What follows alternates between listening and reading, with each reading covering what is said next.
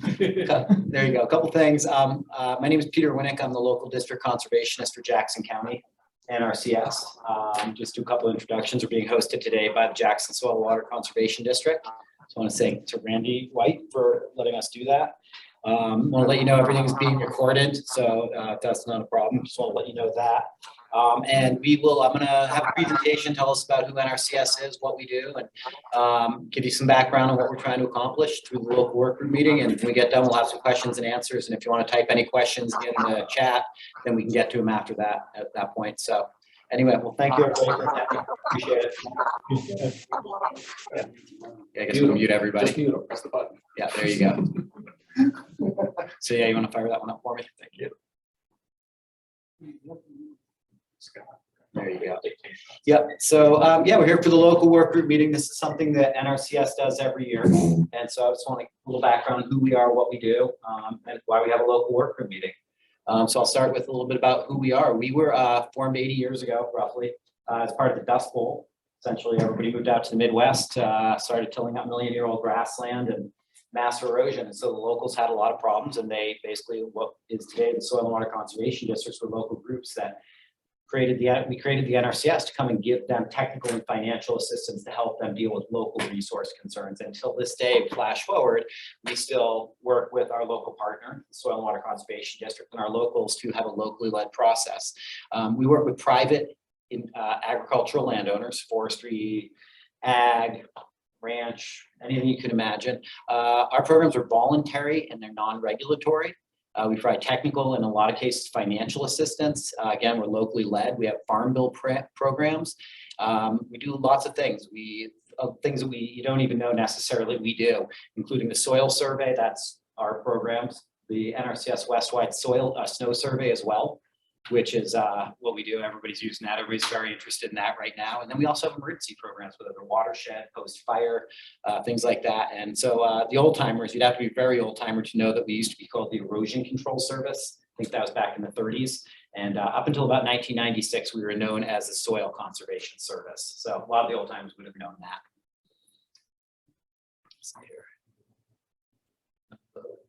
Can you advance that for me? Oh, I'm upside down, that's why. There we go. So yeah, like I was saying, one of the things we do that we're pretty well known for is the web soil survey. We've done soil surveys in every county in the country, and now they're online. If you want to see a very powerful, amazing tool that has great mapping, great reporting, the web soil survey is for you. I really recommend it to anybody. Like I say, we're also very well known. We've been doing snow survey forever. And the original snow survey in Oregon started in Medford, Oregon, and the first 2 snowcats that Tucker ever sold were to NRCS snow surveys, which was interesting. And this is what I don't think we have to talk about too much about. We're not doing very well this year, but this was from about a week ago, and you can see the Rogue Umpqua Basin is about 64% snow water equivalent. So pray for some rain and snow, I guess, is the best I can hope for. Anyway, so local work group meeting, what we do is we get together, and again, it's a locally led process. And so for years, we wanted to get together and figure out what the highest priority resource concerns that we all thought we should treat were. And over time, it's become pretty obvious that the highest priority resource concerns in this county for everybody seem to be fire and fuels and water quality, which can be a lot of things. But when we look at resource concerns, we talk about soil, water, animal, plants, animals, and also, did I say animals twice? Anyway, energy, and also the human resource concerns. So we look at that's sort of the scope we're looking at through. But we want to basically review our performance for the year. We want to help prioritize what we're doing going forward. We want to look for partnering opportunities to leverage. And I'm going to talk about a strategic approach to conservation, and then just really gather as much input so we can be partners. We can leverage our funds, and we can have outcomes on a landscape level. And I'll mention that again. So again, years ago we used to basically we treat these resource concerns, and essentially we would have random acts of conservation. If we were trying to reduce fuels and fires, we might have a project 50 acres here, 50 acres there, 50 acres there. And at the end of the day, what did we really accomplish? We had some good individual projects, but not necessarily really accomplished, landscape level treatments that really benefited the public as best as possible. And so about 10 years ago, we moved to what we call a strategic approach to conservation. And essentially it's very partner centric. It's cost effective in the way that we don't just throw our money in. We're looking for financial and technical partners that want to come in and bring help with us. And so we're all pushing together. So it becomes more cost effective. And we're really trying to focus and target, like I said, we're looking at landscape level type treatments that benefit the most people possible. So while you may not have the project happen on your property, hopefully you're getting benefit from more improved water quality, reduced runoff, reduced fires, safety, getting in and out of places. And we're looking for results. You know, essentially when the folks in Washington, D.C. asked me what I did with $1 million to treat fuels in Jackson County, I want to have a good answer for them, that we were part of an effort to, you know, leverage our funds into much more and have a big landscape level outcome. And that makes sense to really everybody, in my opinion. And it's just a management tool to figure out how we're doing and where we want to go forward. And like I said, we no more random acts of conservation. We do have a few, but really we're sort of not doing that so much. So again, conservation, the strategic approach all starts with a plan. We call it a conservation implementation strategy. And really it's, you know, everything, fail to plan, and you're planning to fail, essentially, as my old coworker used to say quite a bit. So we're looking to identify what the concerns are. We want to set the goals, evaluate what our alternatives are, figure out what the partner's role, figure out who's bringing financial and technical assistance, outreach, outcomes, and then have a way to monitor and say we're actually moving the needle. It's really important. You know, anecdotally, we can say, oh, we treated so many acres, but we want to know that we're reducing, again, runoff or fire potential or flame length or something like that, you know, so that we have a way to show that we're moving the needle. You know, the other thing is not just, you know, Pete Winnick says there's a problem. We all try to tie into actual guidance documents, whether it's the Inland Rogue Ag Water Quality Management Plan that shows where some of these issues are, the high priority concerns, or the Rogue Basin Cohesive Wildfire Strategy, or the Klamath Siskiyou Network Strategic Action Plan, or something like that. And so it gives us a lot to be guiding on. A lot of that work has been done. So, you know, we don't need to prioritize it. We have people that are helping with that, which is great. Right now, here's a map of our strategic, our approach, our implementation areas that we have. And on the left, these are our regular, we call the Environmental Quality Incentives Program. That's one of our Farm Bill programs. And then on the left, we have what we call the Regional Conservation Partnership Program. And it's just what it sounds like. It's a big partner program, regional, large scale level type of projects. And so you can see this is kind of our active map right now. And you can see our new West Bear project isn't showing up on this map in Jackson County, but you can see our Green Springs sitting down in the corner. So, you know, essentially, again, we're trying to be at landscape level. We want to have leveraged outcomes. We want to prioritize and rank them because we can't fund everybody. We can't get every acre. So we want to get the highest priority acres that provide the most public benefit. And again, we want to be outcome based so we can show what we're doing with the dollars. You got that one for me? Thank you. So currently in Jackson County, our implementation strategies that we have funded is, and you know, I'll start from the very beginning, which is West Bear All Lands Forest Restoration Project. And this is our brand new project. It's funded through the RCPP, again, Regional Conservation Partnership Program. We got through our partners at Lomacati who sponsored this. We ended up getting about $2.5 million. Now with other co-investment, because it's such a good shovel-ready project in such a high priority area, we now are roughly at about $10 million worth of investment. I'll get into a little bit of that, but it's exactly how it's supposed to work. We have a project going in the Green Springs. It's our Forest and Fuels Health Reduction Project, and I'll kind of highlight that a little bit, but we've been doing that. We don't go everywhere forever. We can't stay everywhere. We'll come somewhere for 4 or 5 years. We'll work with as many landowners as we can. And then we have to move on because everywhere is high priority. So we can't just end up in one place. And it's been such a success up in Green Springs that we're actually going to add a year. This was supposed to be the last year, but I think we're going to add a year. We have so much latent demand. And this project is going so well. We have so many landowners that are adjacent to each other that we just got to make hay while we can because it's such a high priority area. We've just wrapped up the Bradshaw Drop Agricultural Water Quality Improvement Project. And that was, again, working with like the video that we're going to see.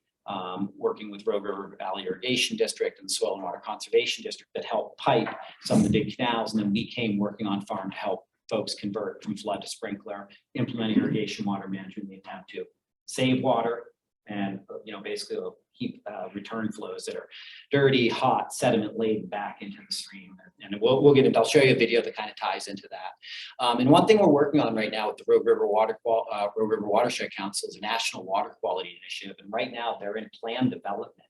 And I'll touch on that a little bit, but essentially it's exactly what it sounds. It's for water quality, and they're writing a plan that's going to really be around, Few Falls Way.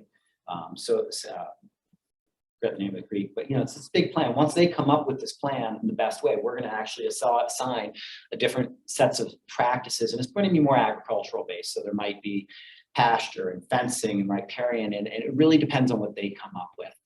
Some of our past projects that we've now wrapped up was the Ashland Forest All Lands project, which you might have heard of. That was hugely successful, and the city of Ashland and Lomacotsi and the Forest Service handled much of all the public land, and then we were able to come in and leverage into this and do the work on the cross boundary on the private land. And as everybody knows, on a landscape level, you have to be able to get on the private and public land at the same time. There's just fire knows no boundary, and the way everything is checkerboarded here, it just has to be that way. And so that's what we're doing now. Klamath Woodland Health and Habitat Conservation Program, which is formally funded under Rcpp. It was under 3 counties in 2 states. And it really was the start of a lot of oak woodland restoration that you're seeing regionally now. And it also was a lot of what came out of that was the Klamath Siskiyou Oak Network, which is one of the working groups around here that really helps, again, with partnership, leverage, long-term strategies that we're really tying into. So it's been great. 7 Basins Forest Health and Fuels Reduction Project, which ended a few years back, but that was up around the Rogue River area. Again, very high priority. And then the Little Butte Ag Water Quality Project, which was some of the big ranches going up 140 that were directly on Little Butte Creek, all flood irrigated for 100 years, and a lot of tailwater. And through really a lot of effort through the Soil and Water Conservation District and other partners, a lot of that got converted from flood to sprinkler irrigation. The tailwater stopped, and it was great success. And they can maybe talk about it. So getting back to what we're doing right now, the West Bear, and if you look, I guess everybody on Zoom can't look out the window, but essentially Ashland Forest Resiliency stopped, and this is where it picked up from Wagner Creek all the way up to Jacksonville on the entire west side of Bear Creek. And what was really significant about this is we were working within the Rogue Basin Cohesive Wildfire Strategy, which was developed through partners, which prioritized, essentially, there's 4 million acres in the Rogue Basin. They prioritized 1.1 million acres of treatment over the next 20 years. And within that 1.1 million acres, they prioritized 1 through how many ever it was. This area was the #1 priority area for community protection in the entire Rogue Basin Cohesive Strategy. There's so much WUI, wilderness urban interface, homes, tiny roads, and it was more than just getting into reducing fuels. We were trying to design this too with, again, community protection. And so what we do, getting back to the idea of ranking and prioritizing in all these different programs, is you can see the practices that we have, and you can see a list, and that list isn't even complete of all the collaborating partners between Lomacotsi and Sustainable Northwest, Department of Forestry, the Rogue Forest Partners, Oregon Extension Service, Fish and Wildlife Bureau of Land Management, and there's many more. And so essentially in the bottom, you can see that we'd have different funding sources through the Regional Conservation Partnership Program, the SWIFT initiative, which came through Sustainable Northwest, which they're really coming on, which is great. Senate Bill 762, which they came, if you're not familiar with Bill 762, they were looking for shovel-ready projects that had a lot of impact. And so the fact that we were ready and had a lot of leadership and had a lot of proven outcomes, it was great. And so we got another, through the partners, got another big chunk of dollars. So we're going to treat a huge amount of this. And it also started with, there was a FEMA grant through Anderson Creek, which kind of ties into what Paul was saying earlier about them creating, or it wasn't Paul, it was Clint, talking about a Firewise community in that area. And that work has already been done along the roadways in Anderson Creek. So it's been really great. But getting back to the idea of how we can't treat every acre. We don't have the dollars. We can't possibly do it. And with the idea of providing maximum public benefit, because these are taxpayer dollars, we have to rank these projects. And it could be a water quality project, but I'm just going to give you the example here. And so we're asking the people who get priority for funding are the people, are you adjacent to a public road project, ingress, egress? It's a community protection project. We want people to be able to get out during a fire, and emergency vehicles to get it in during fire. Is a proposed treatment adjacent to other complementary fuel reduction work? We want to put as big a buffer together as possible. And one thing we started doing with this was very kind of scientific. We're actually looking at fuel models and fire models and torching and expected flame lengths. And so the people that have the worst, most potentially dangerous vegetation will get some, priority as well. And then we also said, are you on strategic ridge lines? Because we think we can stop fires there. They can put fuel breaks in. That's places people can fight. So this is how we're getting to it. And then we ask if you've done your defensible space. We want motivated people. People that are a little motivated, it's not a huge factor, but you get a little bit of extra points for that. And then we're also looking at wildlife habitat. And so do you have features like that would benefit wildlife? Large trees, ring-form hardwood, structural diversity, snags. It's not just, it's become about community protection and wildfire protection, but obviously we always still deal with wildlife habitat, overall forest health. And we try to build those into all the projects. But with the fire regime, we really have to make sure we don't have a standard placing fire that's going to take the wildlife habitat and the homes and the people. And so that's kind of what we're doing. And I'm extremely proud of being part of this, the partnership and the uplift, and the fact that we landed in the #1 priority in a 1 million acre planning area, adjacent to another, essentially 50,000 acre planned area that we already worked with in the Ashland Forest Resiliency Project. Is just, I'm really, really excited about it. And you can see, I don't have to get into too much what's going on here, but you can see we're incredibly overstocked from a lack of fire over many years. And these fires now, when they come, they're not low and cooling on the ground and maintenance fires like they would be if there was a fire regime coming through every 7, 10, 15 years. And so we're trying to get back over, and the idea is on what we call an 80th percentile day, which is for wind speed, temperature, and humidity. We want the fire to stay on the ground or get on the ground when it hits you, and we want to keep them under 4-foot flame lengths if possible. Once it gets over 4-foot flame lengths, you're starting to use machinery, helicopters, things like that. So really that's our goal. Again, also wildlife habitat, of course. And this is a great shot from the bootleg fire. You can see on the left where there was only thinning and it burned, but it wasn't catastrophic. You can see in the right side where there was no treatment is absolutely burned to the ground, black, gray, really in bad shape. And then the middle, you can see where they had thinning and prescribed fire. And essentially through our treatments, what we're trying to do is prepare the land to receive fire, good or bad. And one of the future, what we're also looking for is through all the partnerships too, is we want to be able to use prescribed fire as a maintenance tool. We're never going to be able to continue to come in at a very heavy, expensive mechanical treatment to do that. And so, we're trying to set the stage again for good fire or bad fire. And it's getting a lot of attention with shared stewardship and the co-investment. Again, I haven't listed everybody, but it's getting a lot of attention. The governor was down visiting this project. She has dedicated a lot of money as well through the Senate Bill 762. There was a big swath of money that came down and landed on us because we were shovel ready through the emergency ODF e-board funds last year as well. And so having these partnerships and the way we leverage funds, I can't say enough about the partners we have and the motivation and the skill set that everybody brings. It's really great. And then, like I said, we're just finishing up our Green Springs project. We're going to add 1 more year. And there's a lot of BLM, the Cascade Siskiyou National Monuments through there. And hopefully with any luck, the investment we made is going to motivate them to do some of the work they have planned in the Cascade Siskiyou National Monument. They haven't done it yet, but essentially over 5 years, we've worked with 37 landowners. We've contracted almost more than 2,300 acres, and we've obligated about almost $2.5 million. And again, we're trying to find the most strategic places on the ridges, on the roads, and we've done a great job. It's going so well. That's why we're going to add another year. We have so much latent demand up there. And so really, we get back to the purpose of the local work group.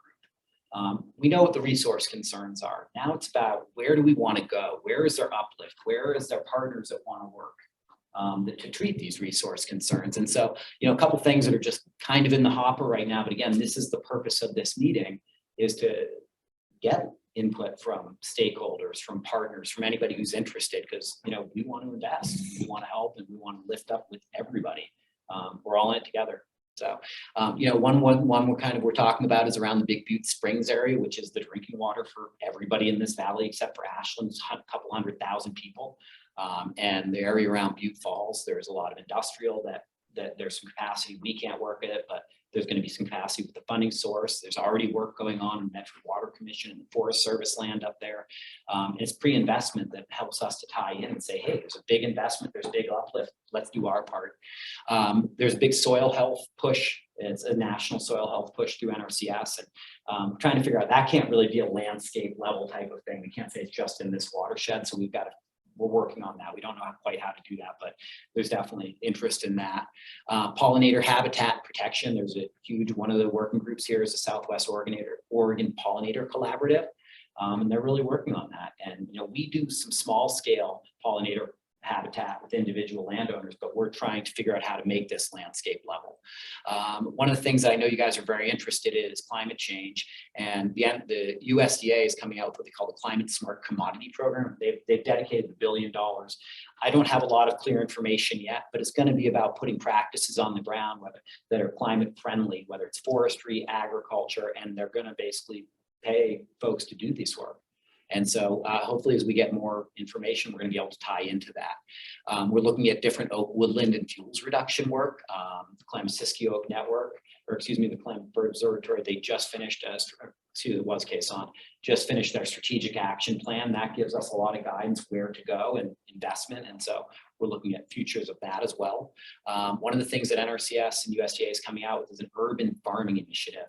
And again, they're just in the working group stage, but that is coming down the pipe. And so we'd love to get involved with that. One thing Paul talked about, you can see what the video we'll look at a little later, is piping some of these open irrigation ditches where there's tremendous loss of water. And with the drought that we're in, we need to get these water to stay in these creeks, in these reservoirs longer in the season. And then, again, if we can get some of those ditched, like we were talking about TID and some of the Talon Irrigation District, we can do more irrigation conversions. Not only can we save the water, have the partners do the piping, save the water there, and then we're going to come on farm and help people potentially convert from flood to sprinkler irrigation, teach them to do the irrigation water management, and just help to really close that loop of saving water for water quantity and water quality. So we don't have tailwater, hot, dirty, sediment-laden tailwater going back into the creeks. And again, the whole idea is what other things, that's why we're here, is who has ideas, and where do we want to make our investment? And so NRCS, we use a lot of farm bill programs. Essentially, that's our end of it. The one heavy lift we've used forever is our environmental quality incentives program. And we can use that on a strategic landscape level. But we also have some individual smaller programs that I'll get into. We have a conservation security program. It hasn't had a lot of adoption here, but we're really hoping to do that. And the conservation security program is for people who have done stewardship and have maintained this level of stewardship. And so we give them a baseline payment for doing this work. And then we give them a chance to do what we call enhancement practices to take it to another level. They've done their fuels reduction work and they're managing their forest. Okay, we're going to put in patch openings over a couple of acres to help break it up more. We're going to increase snags, or, it's agricultural land, it's forestry. And so, NRCS typically hasn't had money for the people who've done everything right. We've had people to fix your problems. And so this is a great program to help people to do this on their own and then give them a chance to take it a little bit further. And then we have a lot of other programs. We have easement programs. I know Paul was talking about, or somebody was talking about the Oregon Heritage Foundation coming in with some dollars. And, they basically potentially through some of these easement programs, they come in and we can match 50%. And that's what OAHP is supposed to, their first funding is going to be matching some of your work. Yep. That's where it's going to go at first. Yep, it's fantastic. Conservation Reserve Program, and Amy from Farm Service Agency, she's going to come on and give a little update, and she might mention that, and that's protecting riparian areas, fencing them off, creating buffers for that. And then the Regional Conservation Partnership Program, which is another farm bill program. Again, I mentioned it, many of our projects have been funded through the Rcpp, and it's a great thing. It can be really very regional. Really Southwest Basin. I know we're getting ready to have a basin team meeting with a lot of the other districts and kind of bring it back together, and that might be something good. And then conservation innovation grants. That's for folks who are looking to create innovative technologies or designs or something that we can then incorporate to our business and how we put some of this conservation on the ground. And then we forever and ever have delivered technical assistance. And that's what we did forever. We were technical assistants until really farm bills started happening and we started funding these on farm. So the other thing is with our farm bill programs, we always have components for what we consider historically underserved. And so the beginning farmer ranchers, limited resource producers, and socially disadvantaged, as well as veteran farmer ranchers, sometimes they'll get higher rates and or some preference to get into the program. So we try to make sure they have that. And then there are a couple national initiatives we do that aren't really landscape level based. One is our National Organic Initiative, and it's available to certify, transitioning, and exempt folks. Some people are really small. And there are a lot of practices that are really unique to organic folks. And we kind of figure if you're organic, you are high priority. You're you're strategic. You know, what we do a lot of that is we do a lot of hedgerows and pollinators, and we could do fencing. We could really do almost anything with them. It's a smaller program, but instead of having to be in a specific project area, again, you're high priority if you're one of these folks. Another thing we get a huge adoption on here is what we call our seasonal high tunnel program. We're trying to help local food systems develop. And so we do these non-heated greenhouses with people. And the idea and the intent is to extend the growing season to provide more food and goods to the local food system. And there are complementary practices like cover cropping and crop rotations and other things. But this is a way to basically get, you know, longer growing seasons and more food locally. And when I go to the farmers market, I think we've done high tunnels with about half the folks there. So I love going to the farmers markets. And so really that's kind of, again, just give you a brief overview of what we do, and to get back and, you know, have some questions and answers and open discussion. And, you know, I think what we ought to do at this point is maybe I will turn it over. I think it is Amy. Amy, are you there? I am. Okay, yeah, why don't we let Amy and you can give your update from the Farm Services Agency if that's okay, and then the Jackson Soil and Water is going to give their update, and then we're going to show a video of one of the success stories we have, and then maybe we'll come back to the question and answer and the open discussion. Again, the whole point of this is to get input from, you know, our partners, and everybody out here is doing this good work. So maybe I'll turn it over to Amy Hackler if that's okay. Hi, everyone. Thanks for giving me a few minutes of your time tonight. I am the County Director for Farm Service for Douglas, Jackson, and Josephine counties. I usually, right now I have no staff, so I'm very stretched thin, and you know, hopefully that'll change in the near future. I wanted to give you a couple things that's going on with FSA that's really important right now. Drought conditions in all three of my counties are making assistance available for those producers that own livestock and have grazing land. There's going to be some money available for those people. Also, water hauling, which affects Jackson and Josephine a lot more than it does Douglas County, and feed transportation for those livestock producers. So, you know, a little bit of outreach goes a long way. If you know people that are in this situation that need assistance, please have them give me a call. We will make appointments to them to make sure they're, you know, in the system. We got farms built. We've got everything up to date for them. Also, there are some new disaster programs in the works, but I believe the information we have is very limited, and we expect a summertime sign-up period for those. And I don't even know what those are going to entail right at this moment. I would like to encourage our producers to make it a habit of contacting Farm Service for program related things and farm changes.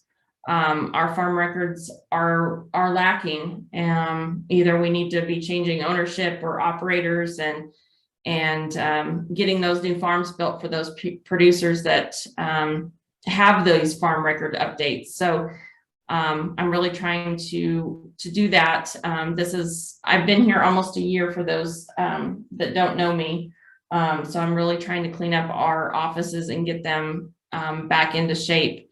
Also working with Peter and Cal really closely with eligibility documents, mapping new farms for them, doing some farm operating plans and conservation compliance. So that's all on Farm Service when those producers come in to apply for NRCS programs. So I just wanted to give you a brief update on the disaster and what's going on there. And if you know anyone, you know, send them my way and we'll get them some assistance. So Peter, thanks for letting me have a quick couple minutes. And if you all have any questions, yeah, please holler at me or email or call. But I do appreciate your time. Thank you, Amy. Appreciate it. I realized nobody can see me. I was kind of standing out of screen here, but there I am. That's all right. Yeah. There I am for you. Anyway, I was gonna let Jackson Soil and Water Conservation District have a quick update about what they're doing, and then we're gonna check out a small video of some big project that everybody here was involved in. So. My name is Randy White. I'm the district manager with Jackson Soil and Water Conservation District. And really what I'm going to do is just give you kind of a quick history of the district. And then I want to turn it over to Paul DiMaggio, and he's actually going to show you a video of some of the work that's been done. But as Pete mentioned early in his presentation, NRCS was brought on kind of as a result of the Dust Bowl and the catastrophic impacts that had on all of America. And after their being on board for a while in the counties, it became somewhat apparent that you know, if you were a farmer or a rancher back there, probably your trust level with federal government coming in and applying or giving you federal programs was a little off-putting. And so they understood this, and so Congress actually passed a law that established soil and water conservation districts in each one of the counties, and in some cases 2 or more in a county throughout the United States. In Oregon, we have, I believe, 45 districts covering 36 counties. And so the idea of that was that that would be a locally led board of farmers and ranchers that were known by their constituents, and that would basically give a foot in the door so that these good programs from NRCS could get established and implemented on the ground. All SWCDs, as well as NRCS, as Pete said, they're non-regulatory. We are also non-regulatory. We do not go on anybody's property unless we're asked to come on to help them with some of their resource concerns. More recently, at the local level, Jackson Soil and Water Conservation District received a tax rate limit in 2006, and we actually started receiving those funds November of 2007. And that really allowed us to go kind of from a staff of 2, Pete, you remember those days well, and actually before that it was 1.5. I think we shared a secretary between the 2 of us and myself, and on board for the district. It allowed us to go to where we are now currently with 9 professionals. Probably by this time next year, we'll have 10 professionals on board at the district here. And each one of those professionals kind of works in a different sector within the county. We have an ag resource conservationist, a forestry and riparian conservationist, and an urban conservationist that works in those various sectors. And we also then have a stewardship monitoring coordinator that we put on board because we wanted to be able to show outcome-based results on these properties that we've been working with, so we can go in and get pre and post data off of the projects that we're working on and be able to show that actually the conservation that we've been doing has been doing a good job, not only for the landowner, but for all the constituents within the district boundaries on there. And it's worked pretty well. Actually, we started with some outcome-based monitoring 2010, 2011 on a relatively large ranch up in Little Butte Creek, and that actually pushed us to focusing and developing our focus area up there that led us to developing the CIS with NRCS to get not only the canal pipe, but also then being able to do the on-farm portions of that project and convert over from open flood irrigation into pressurized systems. So that's been very good. And again, like I say, we have urban conservationists that can help with stormwater management and all types of things within the urban sectors of the county. And with that, basically, we start kind of from an education and outreach approach. We provide technical assistance, but the start of any technical assistance is actually doing some education and doing some outreach and finding out exactly what the person that we're dealing with, what are their conservation needs, what are their resource needs, and maybe they find out that they have some concerns that they didn't even know about when we do our site visits. And we can go out and take a look at that. So that's an educational portion of it.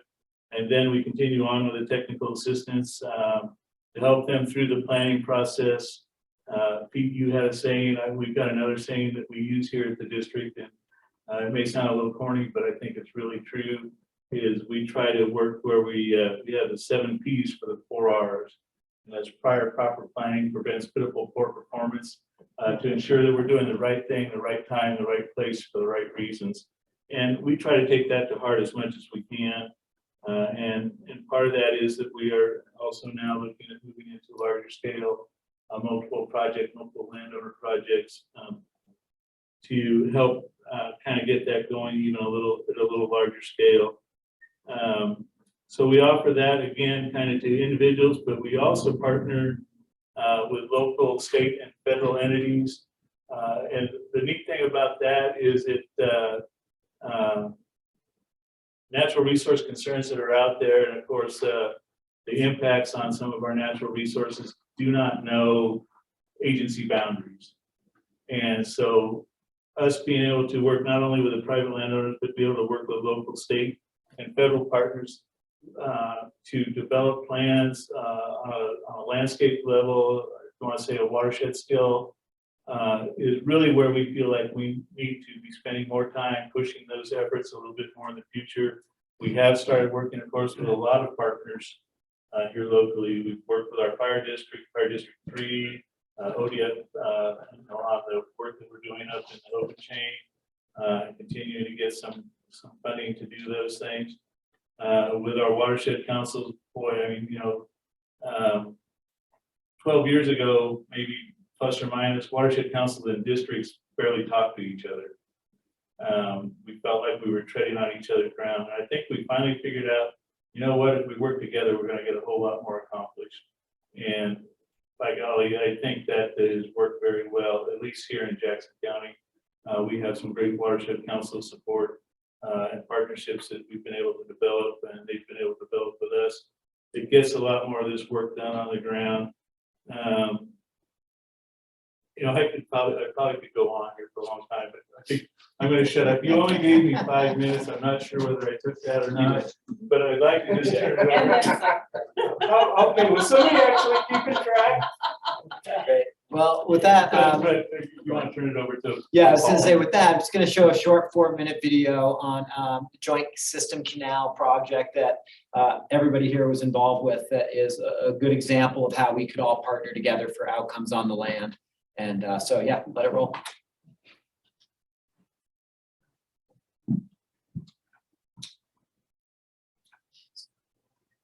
Agriculture in this valley, it's been the backbone since the very beginning. The oldest water rights in the state are actually just down the road here.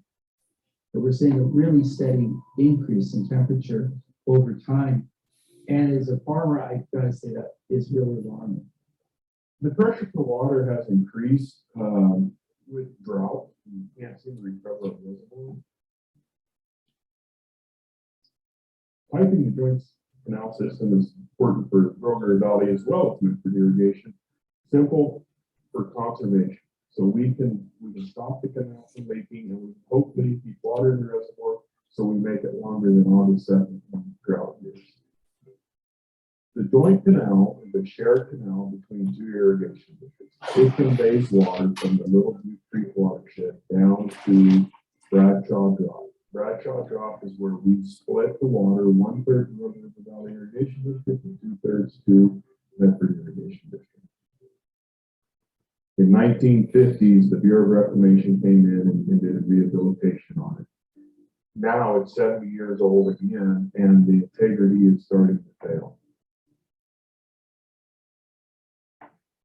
Like to pipe this section of canal. It's at the top of our system, and it'll tie right into Bradshaw Drop, River Valley project. We have a lot of water savings through the piping process and a lot of O&M savings, not having to deal with aquatic moss, monitoring for leaks and repairing leaks.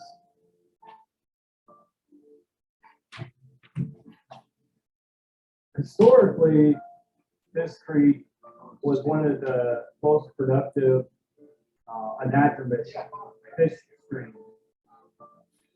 Currently in Little Butte Creek, it is 303B listed by Department of Environmental Quality, meaning downstream near the mouth of Little Butte Creek at Eagle Point. Kids aren't allowed to play and recreate because it's too much bacteria. So by piping the canal, we hope to keep more water in stream at the diversion point. And that cold, clean water would stay in the creek longer and provide more benefits to fish, and also improve the water quality in the creek.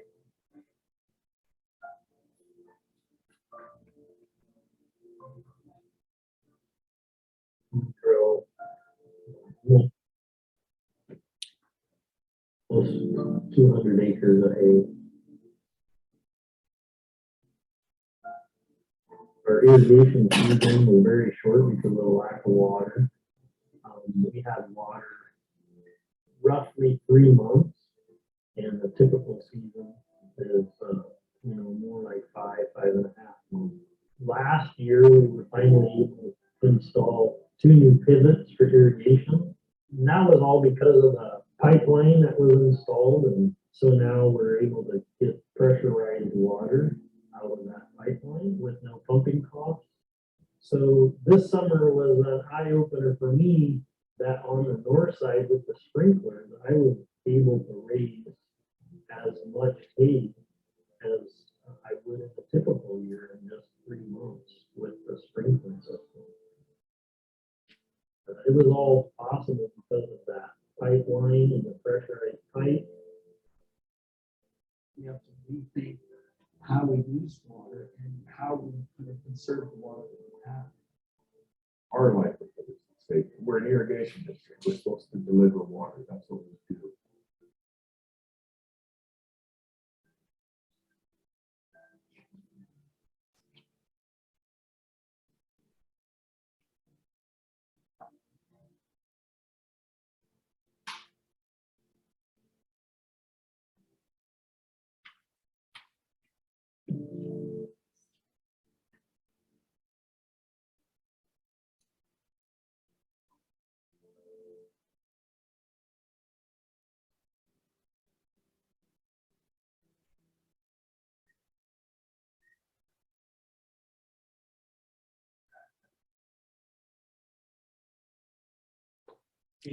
I want to just mention 2 more things, and I'll get off my high horse. One was the work, like I said, that we did back in 2010, 2012. Not only did that go to the Oregon Board of Ag in a report form, but DEQ also picked that up. And in a meeting, they actually, it was almost a direct quote from the local DEQ person, is this is exactly the kind of data we need to be able to keep funding these projects into the future. And the partnerships that went into that, because you guys were a great partner in that work up there.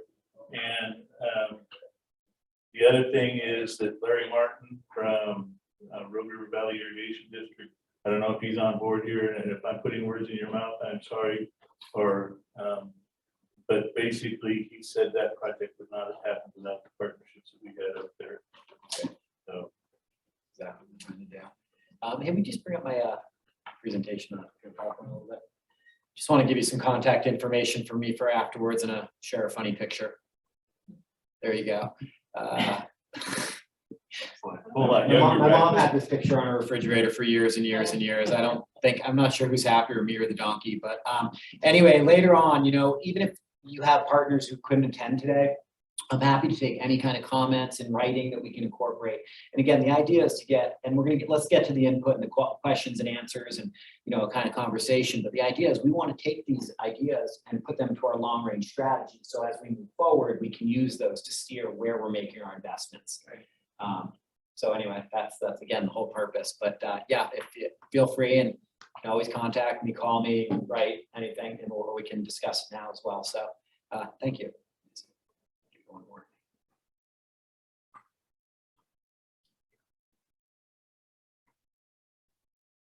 Yeah, you can just get done.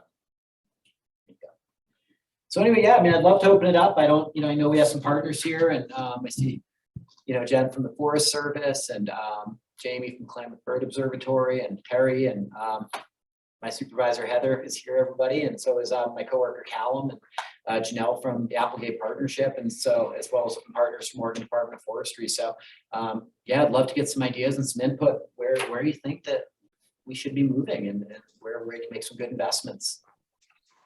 I give you? So- Oh, sorry. Okay. Oh, I said it. Janelle? Okay, I know that we've been talking with the water master and there's a lot of interest in irrigation efficiency projects out in the Applegate. So I'd love to see some assistance out there. Right now, it's infrastructure based, a lot of main stem projects, but we do have some smaller tributary projects that could use, use completed piping projects and then on-farm efficiencies also. Yeah, maybe I'll let Paul, you want to step in? Paul's been working with some of the small irrigation district or ditches or associations, excuse me, out there. So maybe Paul's working with us too, Okay. so. Yeah, I was gonna say the same thing if Janelle didn't say that. Definitely a conversation we can have later about exactly what areas we're looking at and if we can do something for the entire Applegate. And if NRCS funds can be used for piping small, unincorporated, shared ditches specifically, without an on-farm component potentially. So that's a question, but also there's a big funding barrier out there to cost share. So the other thing that we have, there's a big cost share barrier, but the other thing we have are cross-county ditches also. So how do you work those into projects through NRCS? Because some start in Josephine or Jackson County, finish in Josephine County, vice versa. So it's just a conversation we'd love to initiate one of these days. Yeah, and I think we can cross county boundaries. I'm not sure about the Soil and Water Conservation District, who's been providing a lot of technical assistance. Having a professional engineer on staff has just been absolutely incredible.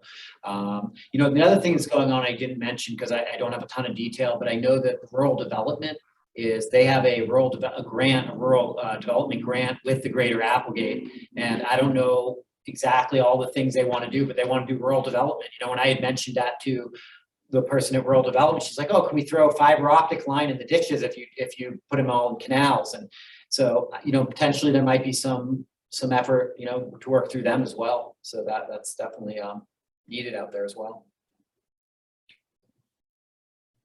Jamie? Yep. Yeah, thank you. Hi, I'm Jamie Stevens. I'm the science director at Klamath Bird Observatory, and my organization also coordinates the Klamath Oak Network.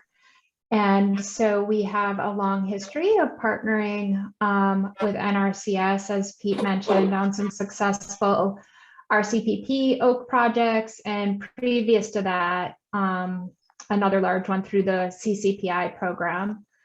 As Pete mentioned, the Klamath Oak Network recently finished our strategic action plan, and we are in a really great kind of rollout phase right now, really catalyzing that partnership around the implementation needs identified in the strategic action plan. And so we are excited to continue to partner with NRCS as well as the Soil and Water Conservation Districts and the other partners at the table. I think the project specifically I wanted to put on your radar tonight is a new initiative that we are currently have a few proposals circulating for the Little Butte Creek Oak Initiative. And it's a proposal that is really developed around that strategic action plan. And so when we looked at restoration on the ground that would address our highest threats, it pointed us to the Little Butte Creek watershed. And the needs in that watershed are definitely an all lands approach. And so we are looking to crosswalk between federal and private lands in order to achieve our oak restoration objectives. And also what you'll find in a lot of Caisson's past work is that we are also able to bring oak restoration and wildlife needs to the table while thinking about other pressing land management needs as well, as far as working lands, fuel reduction, and water. A lot of the topics that everybody's thinking about can be weaved together into these initiatives. We have a proposal pending with the Oregon Watershed Enhancement Board for the Little Butte Oak Initiative, and the BLM is a large partner in that. As well as the Rogue River Watershed Council engaging, and a number of other partners. NRCS is included as a supporter because you're on the steering committee of KSON, but not specifically with any requirements for that proposal itself. And so I've been talking in the past with Pete about the potential of developing a CIS for that area. Whether or not the OWEB proposal comes through, it's definitely one of our target focal areas for KSON and would be great way to begin to do some work out in that area. So sorry, that was a lot. Do you guys have any questions? I think you've done so much of the groundwork with the strategic action plan and already lining up what I consider a pre-investment, you know, for us to come in and say with a big RCPP that there's already, you know, if we want to ask for $2 million, there's already $2 million of investment, especially cross boundary with those resource concerns treated. That's exactly right, you know, in our wheelhouse. Great. Yeah, that OWEB proposal is for $7 million. So it would be really good value added if that comes through. Right. Terry, was your question for me or were you going to? Yeah, just whether where the Little Butte is located, if it would work out that a CIS could also cover that Salt Creek area. Yeah, absolutely. So Salt Creek is currently covered through another OWEB initiative, the Rogue Forest Restoration Initiative that Terry coordinates through the Rogue Forest Partners. The only reason that isn't involved in the next OWEB FIP proposal from KSON is because they needed to be different from an OWEB perspective. But from a planning perspective, and all lands approach, it would make perfect sense to have the CIS include Little Butte Creek, include Salt Creek. Absolutely. Very well said. Thank you. Well, and we have a lot of already investment in Little Butte Creek with water quality improvement programs. So to start from the creek to the top of the, you know, top of the divide and up into the uplands would be great. That would be a nice holistic strategy to look at. For sure. Yeah, absolutely. I've been talking with the Watershed Council about kind of, I think the vision we all think about where we're removing conifers to do oak restoration, making it fire safe and climate resilient, and then putting those large trees in the streams and really having that water riparian to upland connectivity in that watershed. It would be a really amazing showcase. Yeah, that would be. So, you have a question? Terry has a question. Yeah, Terry, you have a question? Oh, no, I was gonna mention another project if you're ready. All right, we're ready. All right. So I'm Terry Fairbanks. I'm the Executive Director for Southern Oregon Forest Restoration Collaborative, and we coordinate the Rogue Forest Partners, folks doing the partially involved with the West Bear project, and we have a FIP ongoing right now. But SOFRIC is also involved in a small project in the Applegate called Prescription for Safety. And it's now composed of 2 projects. And what it's doing is treating roadsides anywhere from 150 or more feet to really help with the evacuation routes. And we've already, we had an initial Title II grant that brought in about $118,000, and we've assembled about 25 to 30 landowners who have already committed to having the roadside treatments done. We got another 277 through the SB, $277,000 through the SB 276 small forest land grant program. And so we added some roads between on Highway 238 between Jacksonville and Humbug Creek and going up Humbug Creek. And the initial prescription for safety is Sterling Creek, Griffin Lane, and Little Applegate. So I'm not quite sure where a CIS would make the most sense. To me, kind of the Middle Applegate I know is a high priority from a road basin strategy standpoint of needing treatment. But I know a lot of the landowners we're encountering would like to see more of their landscape treated. And so here we are, we're treating, because by definition, it's about evacuation routes. We're treating these lands, but they're already interested and they're already on board. So anything to help treat some of these landowners and in some of these areas would be really helpful. So can I add to that? On that note, we also got an ODF grant for the Middle Applegate. And so we have about 70 acres of upland forest land that will be treated and some riparian restoration that will be treated also. So Jamie, if you guys ever want to move towards the Applegate, we'd love to work with you out here too. And, so there's in definitely fact, some areas that could, Applegate is a partner in that prescription for safety. Janelle was my inspiration. She was the wind beneath my wings when I said, oh my God, we got to get this in a week. And she says, we can do this. And she really helped pull this together. But I think there's a lot of opportunities for oak treatments out there too. Well, and it's a high priority. And Jen, I suggested that you might be interested in seeing additional part of that landscape, even though it's not on Forest Service land. I know you talk to landowners and you're involved in the community there. So I was going to chime in. I'm Jen Sanborn. I'm the new district ranger for Siskiyou Mountains Ranger District, also known as Star Ranger Station, for those of you that know the historic buildings out there. But absolutely, I'm going to promote what Janelle said and what Terry said. If we could link our private landowners out there, which are mostly small landowners, they really struggle to do anything with some of our larger projects that we're doing on federal lands. That would just be an amazing thing. So that's all I was just going to chime in on. Thanks.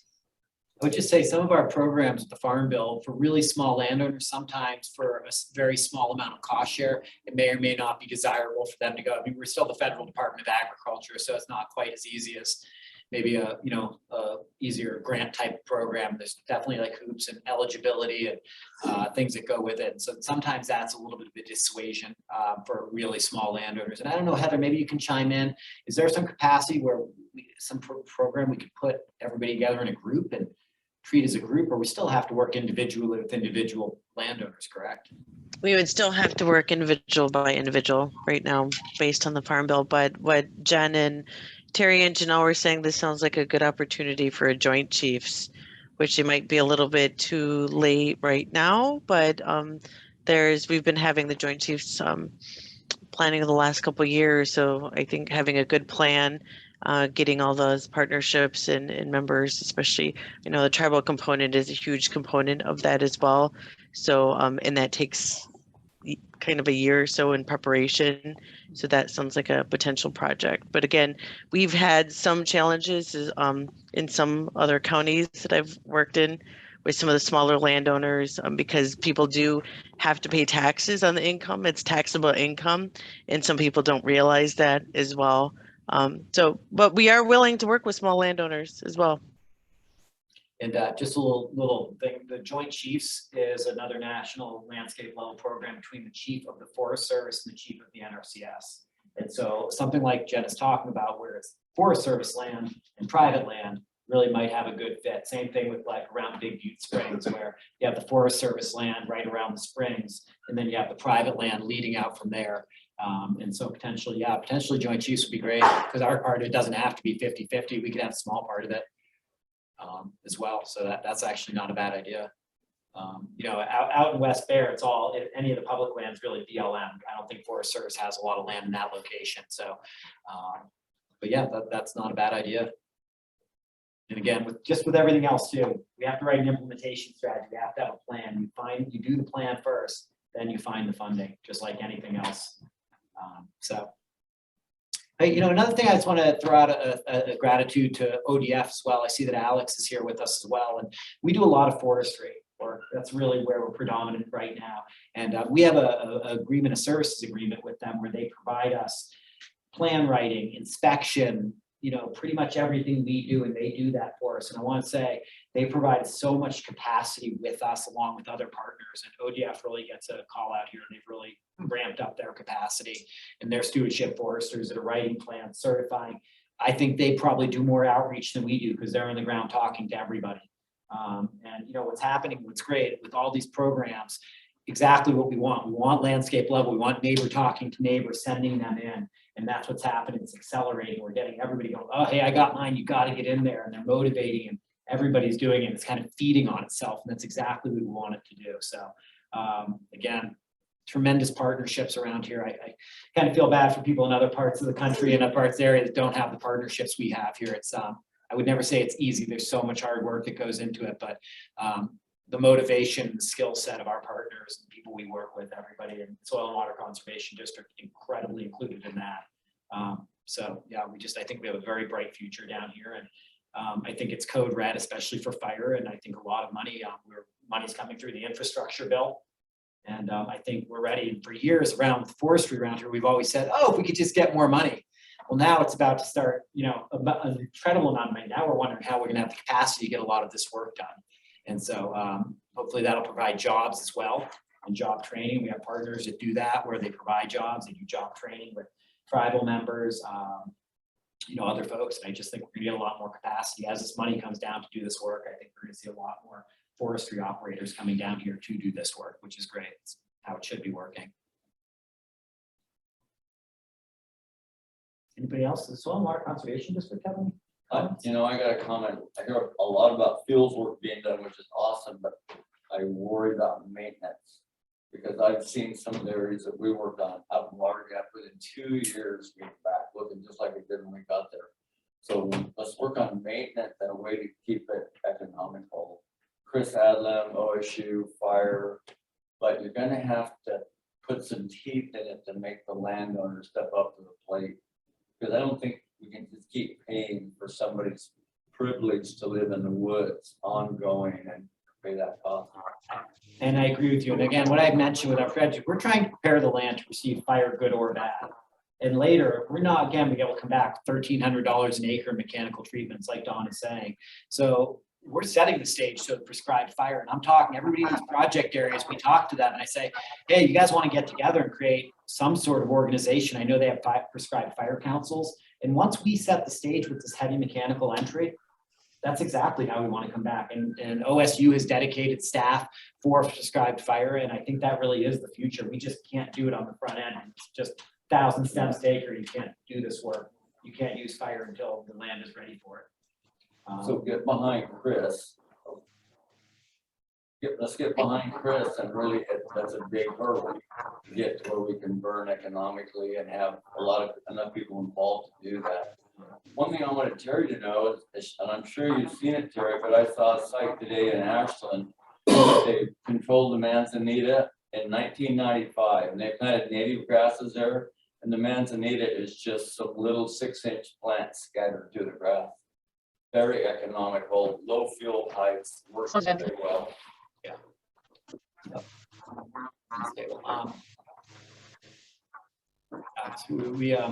The other thing too, and this is just anecdotally speaking, is the landowners are becoming more motivated. We are supposed to, when they sign an agreement with us, they are supposed to operate and basically maintain these treatments. And that's what I try to instill with them. It's not just the treatment, it's the education part. Part of what I love the best is people who don't know it's their land to steward, have never been out to that corner of the property. We go through this process, they fall in love with their property and they become stewards of the land. But one thing, the fire regime the way it is, people are paying attention now. And they know we're not coming around again. And other thing, this is a very anecdotal. I've been getting calls from people's insurance companies that either they're losing their insurance or it's getting quadrupled. And as a result of fuel reduction work, they're starting to get reductions in that. And I don't think people are going to get the free ride of having the luxury to live out in the woods anymore. And so I think the worm is turning, that people are going to start investing more of their own private money. And they're going to maintain these treatments because it's life and death at this point with fires every year the way they are. And so I think the worm's turning, and I think it's really on our side to really, I think we're going to have a lot more landowner connection, and it's their property and they know it now. There's no way out. Terry? You're muted. Sorry. Okay. I just, we have a huge problem out there, and we know that we do need some active management. And I think it's sort of a community, all kinds of different organizations like this coming together and having that vision. I know from our rogue basin strategy standpoint, you don't have to treat all of the landscape, but you need to treat a certain percentage of it if you're really going to keep fire manageable. And so I know landowners, once they see what other people are doing, they get motivated, but not every piece of landscape needs to be treated. So if we're helping them figure out where the high priorities are and doing some of that initial work, I think it's sort of like we all buy fire insurance. You know, we don't just tell people they gotta protect their own house. You know, we kind of come together and we think of it in a common vision way of, we don't know which direction fire is going to come from, but we know what it can do and we know what we can do to reduce the possibility of it burning. So to the degree that we think of it as a neighborhood and a kind of common vision across all kinds of different land ownerships, I think we'll get further and we'll get it institutionalized and we'll lower the costs and do maintenance, and it won't be so expensive both to fight or to maintain. Anyway, sorry. No apologies. We appreciate the input. We will not accept that apology. At least All I. Yeah, I mean, I think we have a huge fire issue. We need to deal with it. I think wildlife habitat and especially water issue is really coming to the front as well. I mean, it's code red for the water issues and the associated wildlife habitat and the fire issues. And again, I can't say enough for the partnerships, and being shovel ready and having these partnerships is what's going to lend us to getting these big awards, whether national awards, and more partners that are going to want to come in. And so just appreciate really everybody in the Soil and Water Conservation District. Paul has carried so much water, and with outreach and design work, and so as everybody on the staff. So it's just been great. But anyway, feel free. I don't know if anybody has any other comments, but feel free if you want to follow up in writing with anything. It doesn't have to be now. It can be 6 months from now. It can be a month from now, a year from now. And we'll come back next year and hopefully have more to report. And we'll continue forward. And more successes, you all. Success brings success. And again, the Senate Bill 762 money landing here because we were shovel ready and had that partnership. That's right. Perfect example of why we came to the top. And, so yeah, I'm very grateful for everybody. Thank you.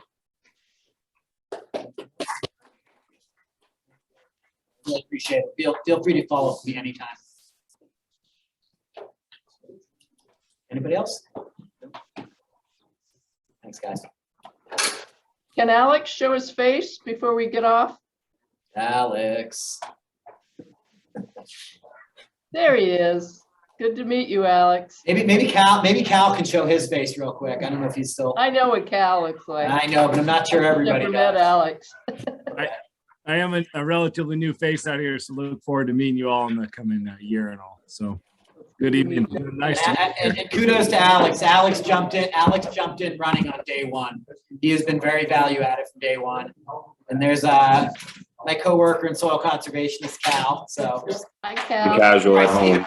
You'll probably see him kicking around the office and out in the field. He is a professional forester by trade. So we're really happy. He's very value added also running on day one. Can't say enough We about want it. to steal him back.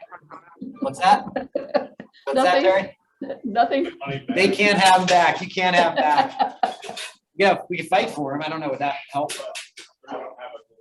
Anyway, thank you guys for the input. Really feel free to talk to your partners, whether it's Greater Applegate and chatting, see how we can tie in with any and all of it. And thank you, Jen, for showing up. I appreciate it. We should talk about some joint chiefs. That would be a great idea out there. What's Thanks, that? Pete. Thanks, Heather. Thanks, everyone. Thank you, Heather, for showing up. I appreciate it. Yep, thank you. All right, good night. Take care, guys.